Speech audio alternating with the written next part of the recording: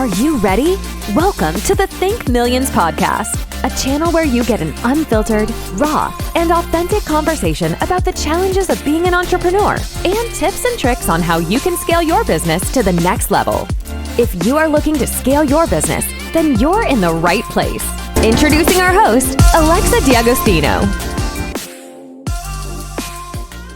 Most people think that billionaires are different because of money.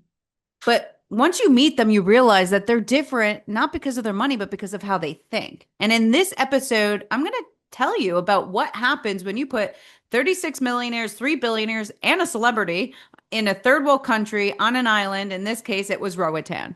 And what happens when your keynote speaker lands in the hospital 3 days before. So welcome to the Think Millions podcast. This is a podcast where we talk real and we bring you real people and we share with you what it really takes to build wealth that lasts. So let's get into it. What I've learned in 36 years of being on this world is that control is an illusion and network is leverage. And the fastest way to see who you really are is how you react when things fall apart. So a couple days before our event in Roatan, we lost our keynote speaker. He had heart surgery. It was an emergency surgery and he was down. And I panicked first for him. You know, I want to make sure he was okay because he is part of our network. He's part of the Wealth Mastery group. And so my first instinct was, are you okay? And then my second instinct was to panic. I have 36 millionaires and a celebrity flying to a third world country. They have expectations and I have a reputation on the line, right?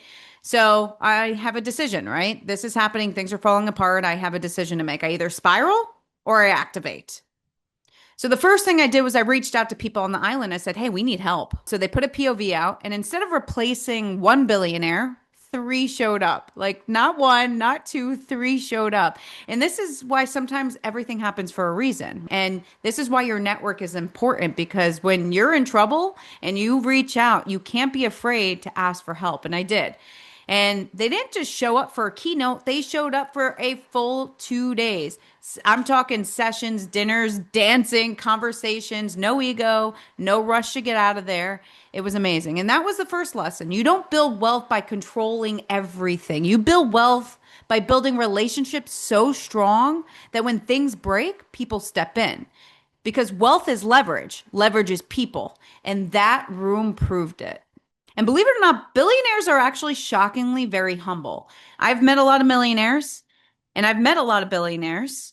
And I could tell you that in my humble opinion, billionaires actually are more humble than a lot of the millionaires that I've met. Money screams, but real money whispers.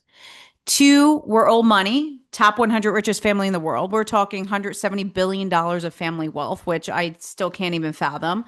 And 1 was new money. And you could see the difference in their styles, their watches, the energy, the clothing, but the character identical, grounded, curious, generous. They didn't just show up to extract. They showed up to give.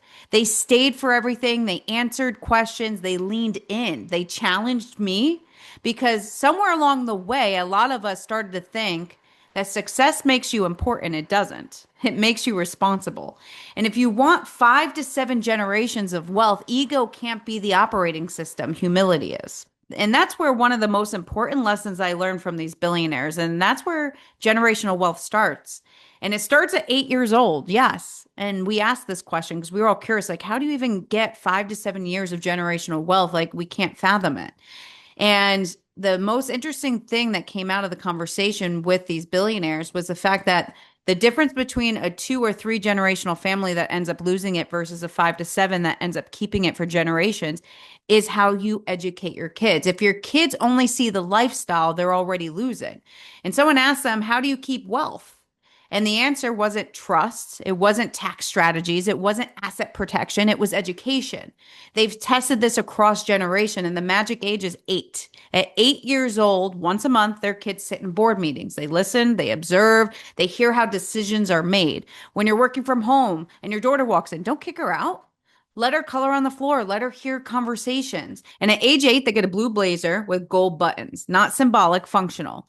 They're not spectators to become participants. That blue blazer is their sign that they're part of it. And that hit me hard because I'm a mother. I have 2 kids, right? And because most of us hide the conversations about money because we think we're protecting our kids from it.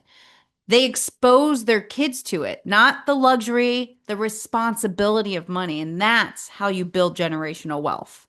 Lesson 2 was you will get burned, so invest anyway. If you're building real wealth, you're going to get screwed. That's not pessimism, that's math. I've been burned in so many relationships that I've lost trust that I'm scared to invest. I hesitate to invest with people because of the past scars that I had. But one of the billionaires said something that rewired me. You will get better at picking people. Not perfect, better. And over 15 years, I definitely can agree. I've gotten better at picking the right partners, but I've also played small at times because I didn't want to risk being burned again. So that thinking caps your growth. You want diversification, you need scale. You want scale, you need partnerships. So when you invest with people you trust, you can buy bigger. You can spread across more assets. You can move faster. If you insist on doing everything alone, you're not protecting yourself, you're limiting yourself. And this for me was life changing because I have so many groups I could invest with and I don't because, again, I have past scars. So this was something for me that was life changing and something that I'm going to go ahead and make a change moving forward. Lesson number 3 is you want to follow the family offices, and the smartest money leaves clues. Someone asked, how do you know when and where to invest? And the answer was simple. Watch where multi-generational family offices are moving. When 5 to 7 generational wealth with billions under management goes into a sector or goes and invests in an island, you pay attention. They have teams, analysts, data, history. They have knowledge. They don't guess. Most people try to outsmart the market. The ultra wealthy track where disciplined capital flows and aligns themselves accordingly. They are moving the markets. You don't need to reinvest investing. You need to observe it correctly. Signals exist if you pay attention, and most people are just ignoring them. So this again was life-changing advice from these billionaires. The next lesson is access is earned, not given. Your name won't always get you in the room, even theirs doesn't. And what's interesting is somebody said, well, you were born into a billionaire family, so you have everything. And they said, no. At age 18, you're kicked out and all you have is your name. Now, granted, that name goes really far, but the perception is incorrect. These billionaires with and multi-generational wealth families, they're not just handed everything. Their family makes them earn it, which is very interesting. And so one of them shared that she wanted access to one of the most powerful women in the room, and her name wasn't enough. So she asked, what's your biggest challenge? So the woman told her what her challenge was, and it took her 3 years to solve it. 3 years, no guarantee, no applause, no shortcut, but she was dedicated to figure out what that challenge was. And when she solved it, she was in. That woman let her in, and now she's one of her biggest mentors. So access isn't about proximity, it's about value. And I did the same thing with her. I asked, I said, what's your biggest challenge? She said, you're using my playbook against me. I said, yeah, because I'm going to get into your room. Because that's how rooms expand. You don't knock, you contribute. And it's a beautiful thing. And I'm hoping that all of my guests and myself now take this to the next level to help us get into the rooms that are going to help us get there. And the final lesson is it's actually possible. Sometimes I have to pause and ask myself who I am. I convinced 36 millionaires, 3 billionaires, and a celebrity to fly to Roatan, a third world country, and they didn't just show up, they engaged. The average net worth was probably between 10 to 12 million in the room, and yet the conversation wasn't about yachts or private jets. It was about legacy, about structure, about responsibility. Masks came off. The conversations we were having were raw. People cried. I mean, this is what growth is about. And that's the final lesson that generational wealth is not mythical. It's structured, it's taught, it's modeled, it's doable. So most people think generational wealth is about money. It's not. It's about education at 8 years old. It's about humility at the top. It's about investing even after you've been burned. It's about following disciplined capital. It's about solving problems to earn access. The problem isn't that wealth is impossible. The problem is that most people are building income, not infrastructure. If you want wealth to last 5 to 7 generations, you have to think beyond yourself. And that starts long before billions. So the next time you want to get in a room and learn what it takes to build generational wealth, you need to come to the Wealth Mastery because that's where we're doing it.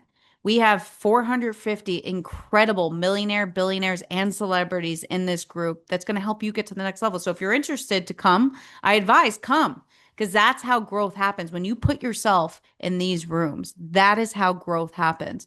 And if you're not putting yourself in the right rooms, then growth is going to stall. Because remember, the biggest naysayers are going to be the people that are closest to you, the people that don't understand what you're trying to build because they've never been there. They've never done it.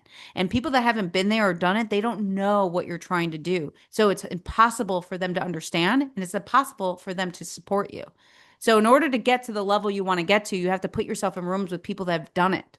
And that's how you get to the next level. But not just anybody. You want to put yourself in the room with the right people, not just millionaires that want to grow with you. Because my rules are, if I don't want to have a beer with you, you're not invited. If you don't want to learn as much as you want to grow, you're not invited either. If you can't dedicate 2 days to learning and growing, and if you're going to be stepping out on calls, you're not the right fit. If you're on your phone, if you're on your laptop, I don't care how many millions and billions you have. If you can't be present, you are not invited. And that's the right people that we want in this room. People that want to open up their hearts, open up the collaboration, and make money together and build legacies, make impact, and be significant. Not just rich, be significant. And that's what this is about. And if you want to be a part of that, hit me up. I'll put it in the show notes and apply to come to the next Wealth Mastery in Vegas. And that's where legacy is built, in these rooms. If you enjoyed this episode, please hit that follow button, give a 5-star review, and I will see you guys next week. Thanks so much for tuning in to this episode of Think Millions podcast. If you're enjoying the show, please feel free to rate, subscribe, and leave a review wherever you listen to your podcasts. We really appreciate that effort, and we'll catch you in the next episode.